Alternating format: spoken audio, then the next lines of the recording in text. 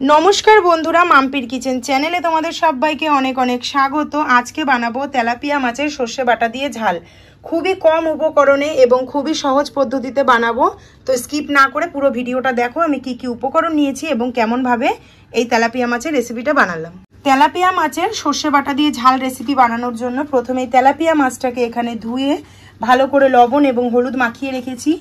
नियेछि एखाने एकटा बड़ो साइजेर टमेटो जेटाके आमी कुचि करे नियेछि। लागছে एक मुठो धने पाता और एखाने बड़ो साइजेर लागছে একটা পেঁয়াজ কুচি। বাটা মশলার মধ্যে নিয়েছি এখানে সরষে দু রকমের, একটা হচ্ছে হলুদ একটা কালো, এক চামচ করে দু রকমের নিয়েছি সরষে। লাগছে কালার ভালো আসার জন্য লঙ্কার গুঁড়ো, লাগছে ফোড়নের জন্য কালো জিরে। রান্নার জন্য অবশ্যই লাগবে তেল, হলুদ এবং লবণ। তো চলো রান্নার প্রসেসের কাছে যাওয়া যাক। মাছগুলো ভেজে নেওয়ার জন্য প্রথমেই এখানে আমি কড়াইতে দিয়ে দেব বেশ খানিকটা সাদা তেল। মাছগুলো কিন্তু আমি হালকা করে ভাজবো, একদম কড়া করে কিন্তু ভাজবো না। তেল ভালোভাবে গরম হয়ে গেছে, এবার এক একটা করে মাছ ভেজে নেব।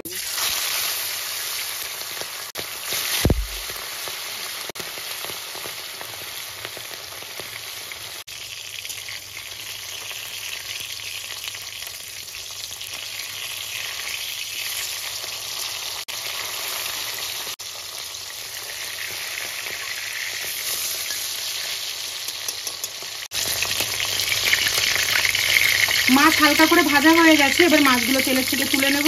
এইভাবে সমস্ত মাছ ভেজে নিয়ে তারপর ফিরে আসছি।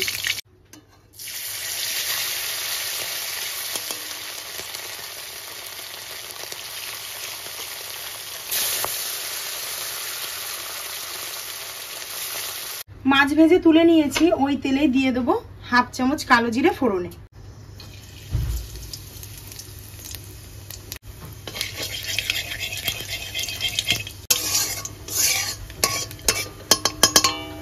এবার দিয়ে দেব ওই তেলেই কেটে রাখা পেঁয়াজ কুচি।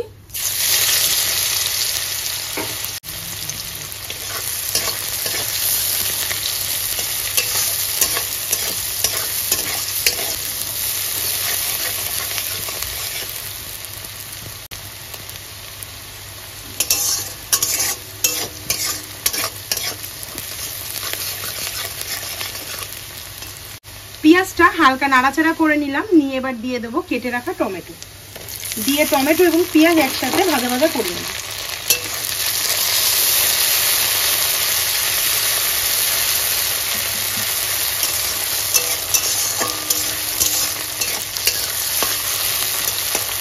টমেটোটা যাতে তাড়াতাড়ি নরম হয়ে যায় তার জন্য এখানে আমি দিয়ে দেবো হাফ চামচ লবণ। লবণটা কিন্তু তোমরা তোমাদের স্বাদ অনুযায়ী দেবে।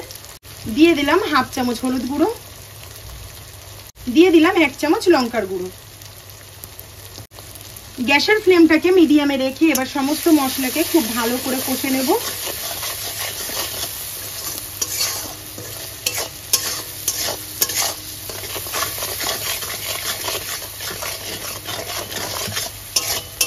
এই রান্না যেমনই তাড়াতাড়ি হয় তেমনই কিন্তু খেতে দুর্দান্ত স্বাদ হয়। আর সব থেকে সহজ উপায়ে এইভাবে কিন্তু তেলাপিয়া মাছ রান্না করলে স্বাদ মুখে লেগে থাকবে।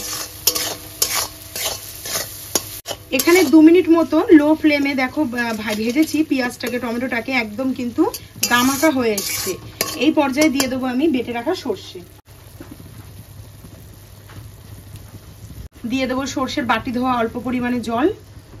গ্যাসের ফ্লেমটা কিন্তু এখানে আমি বাড়াবো না, সর্ষেটা একটু মশলার সাথে মিশিয়ে নেব।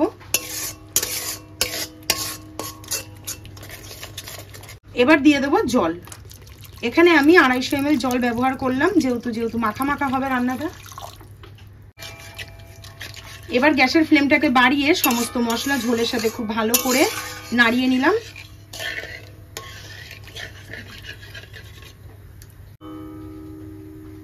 ঝোল দেখো 5 থেকে কিন্তু ফোটা শুরু হয়ে গেছে। সর্ষে যেহেতু বেশি ফোটানো যাবে না, সেই কারণে এই পর্যায়ে ভেজে রাখা মাছগুলো আমি সাজিয়ে দেবো।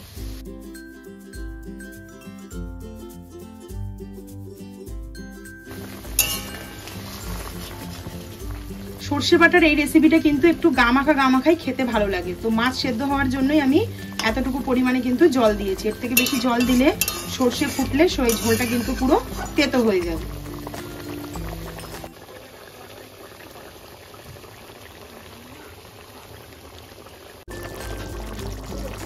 তো দেখো 2 মিনিট মতো মিডিয়াম ফ্লেমে ফোটানোর পর পাশ থেকে তেলও ছেড়ে দিয়েছে, কত সুন্দর একটা কালার এসে গেছে। তো এইবার আমি এই মাছের উপরে দিয়ে দেবো ধনেপাতা কুচি।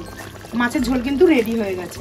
তো দেখতেই পেলে কত সহজে, কত অল্প টাইমের মধ্যে এত সুন্দর সুস্বাদু তেলাপিয়া মাছের রেসিপি রেডি হয়ে গেল।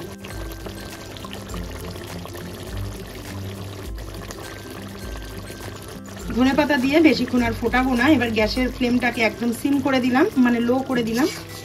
একটু ধনেপাতাটা নরম হয়ে আসলেই নামিয়ে নেব। তো চলো এবার তোমাদেরকে সার্ভ করে দেখাই। কত সুন্দর মাছের ঝাল এখানে রেডি হয়ে গেছে।